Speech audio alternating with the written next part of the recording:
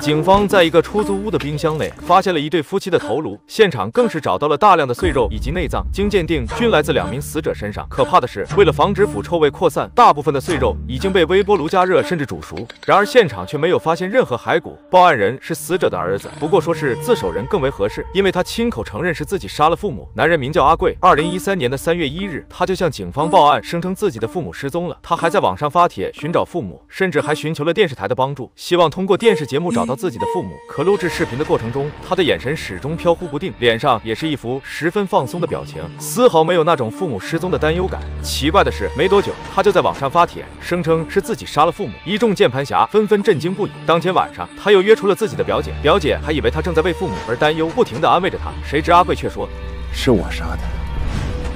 第二天，警察就找到了阿贵家中，阿贵更是当着哥哥的面承认了罪行。审讯时，他毫无遮掩地向警方交代了自己的杀人动机以及过程。2008年的时候，他因炒股输了一大笔钱，然而他却不思进取，整天颓废度日。父母担心阿贵会把刚给他买的新房给赔进去，就逼着阿贵暂时将房子转让给了哥哥。同时，阿贵还答应会出去找个工作，从此好好生活。后来面试的时候，他认识了同样来找工作的胖奇，两个不受待见的小人物相谈甚欢。后面又因用人单位搞特殊，安排他人插队面试，两人气得直接摔下简历一走了之了。从那以后，两人就成为了最要好的朋友，经常一起出来喝酒。这天，阿贵对胖奇说自己活得没意思，真想死了算了。可看似傻乎乎的胖奇却说，社会那么不公，既然都要死了，那还不如拉几个垫背的呢。就是这句话，加上后来父母看阿贵还是老样子，就决定将房子彻底给哥哥。阿贵这才有了杀害父母的想法，于是就开始和胖奇秘密计划了起来。直到时机成熟，阿贵谎称自己租了个新房子，让父母过去帮忙打扫卫生，两人就合力将父母给杀害了。警方随后也抓捕了胖奇，可胖奇一开始却不承认自己杀了人，说他只是被逼着帮忙处理了尸体。可阿贵却拿出了两人密谋杀人的聊天记录，坚称是胖奇杀了母亲，自己杀了父亲，而且当初胖奇还误伤了他。事后，胖奇还主动要求他去医院看伤，尸体交给他处理。根据当天周边的监控显示，阿贵带着父母到了案发地后，过了大概20分钟就出来了，随后也确实去了医院处理伤口。之后他就再也没有回去过，直到胖奇打来电话，说自己不知道该如何处理骸骨。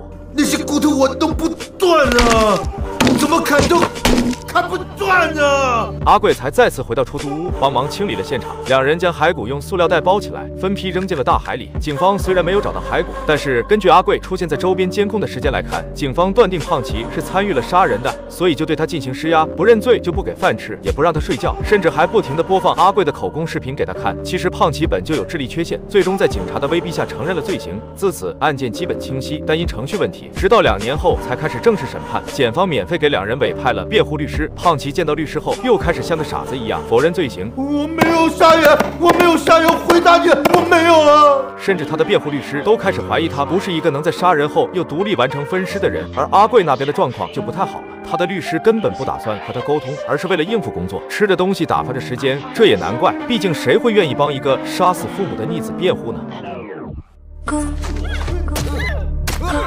这是一起轰动全港的逆子弑亲案。阿贵和好友一起杀害了自己的父母，分尸后将头颅藏在冰箱内，骸骨扔进大海，碎肉直接烹饪煮熟。但意外的是，没多久，阿贵就主动自首了。庭审时，他也不做任何辩护，甚至他的律师也没打算为这个败类辩护。所以，审判的关键就在好友胖奇身上。他声称没有参与杀人，他回到出租屋的时候，阿贵就已经将人杀害了，甚至还用姐姐和母亲的生命威胁胖奇处理尸体。胖奇被逼无奈下才照做的。然而，检方却拿出了两人的聊天记录，证实胖奇确实参与了密谋杀人的计划。可胖奇却表示自己的电脑没有密码，聊天账号也是自动登录的，对那些聊天记录根本就不知情。接着检方就当庭播放了胖奇当初认罪的视频，还请来了当时的警察出庭作证。这时就轮到胖奇的辩护律师出场了。他对胖奇接触之后就意识到他是个有智力缺陷的人，认为胖奇很难在杀完人后又独自分尸，所以他更倾向于胖奇只是被逼进行了分尸，没有参与杀人。面对着出庭的警察，他立马从审讯时间着手辩护。他表示胖奇是被抓40多个小时后才认罪，之前更是多次否认了罪行，所以他有理由怀疑是警方对胖奇进行了严刑逼供，为的就是让胖奇在48小时内认罪。之后，辩护律师更是请来了胖奇的前女友。根据他的描述，几年前两人分手后，胖奇曾一度因为悲伤选择了自杀，虽然侥幸救活了，但是智力却受到了严重影响，甚至为了复合堵在他家门口时还尿了裤子。接着，律师又请来了专业鉴定人士，给出了胖奇的智商只有84的结论，大概和一个10来岁的小孩子的水平差不多。所以，律师最后的结论是，胖奇只是在被迫的的情况下进行了分尸，并不能以杀人罪论处。然而检方却有不同看法，他们找来了曾经和胖奇在那所房子合租的室友，室友指出了房子的变化，不仅厕所的窗户被水泥封上了，里面还多了一台微波炉和一个冰箱。当时搬运冰箱的工人也出庭指认就是胖奇找他搬的冰箱。面对这些指控，胖奇表示微波炉和冰箱是阿贵指示他买的，不过他没有证据。检察官接着又问道：用水泥封窗户，难道不是怕尸体的臭味飘出去吗？胖奇当时就着急了，说因为窗户坏了，总是有老鼠爬进来，又没有钱修窗户，所以就直接给封死了。显然检察官并不是太相信他的辩解，接着又拿出了更为致命的证据。警方在现场检取的证物包括4把牛排刀、1把切肉刀、1把削骨刀、1把锯子、13管空气清新剂、7瓶用完的漂白水、8包沙、17包水泥、2个工业用眼罩以及615个泡沫饭盒。这重点已经不是这些工具的用途，而是这些工具到底是一个人用还是2个人用。如果杀死2个死者的只是1个人，需不需要准备这么多？正如检方所说，他们认为这么多工具不可能是阿贵一个人使用的，而且也不可能是作案当天才准备的。提前准备好的情况下，胖奇住在房子里不可能发现不了。但是他并没有阻止过阿贵，也没有报过警，所以检方断定胖奇是直接参与了杀人分尸。至此，本就智力低下的胖奇脑袋瞬间有种短路的感觉，当庭胡言乱语了起来。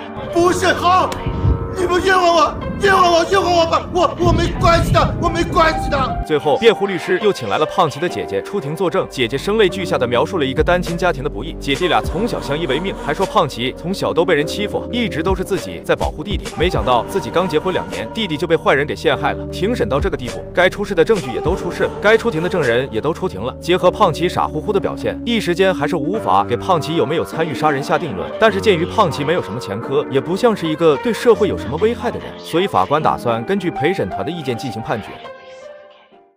我一会儿叫到的人名将会成为本案的陪审员。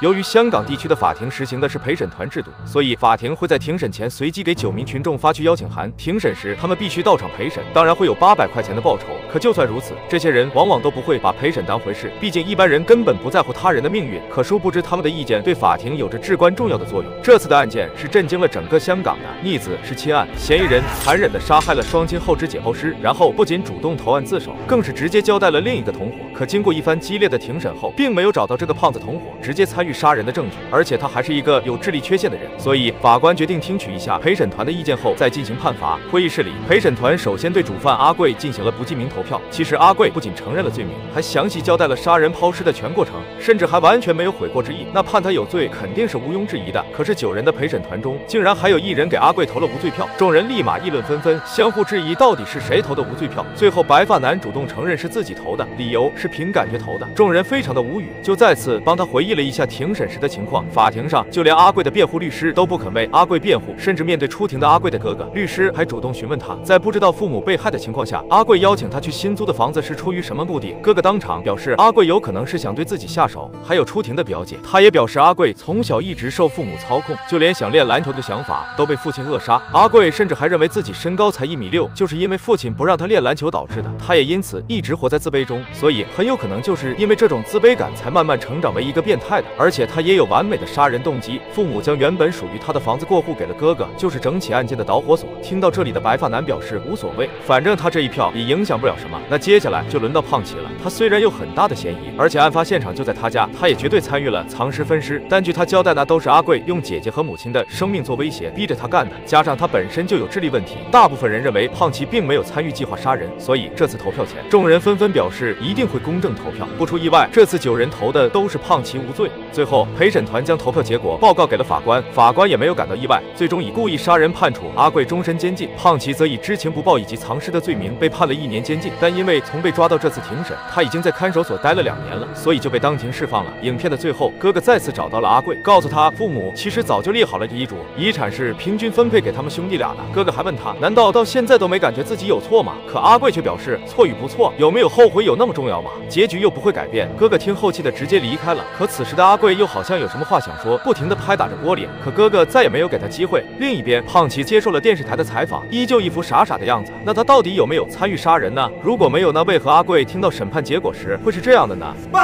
导演没有明说，但最后给出了这样一个镜头：胖奇被无数蜘蛛网缠住，是否意味着他的余生会一直沉浸在无休止的噩梦中？所以，他到底有没有参与杀人呢？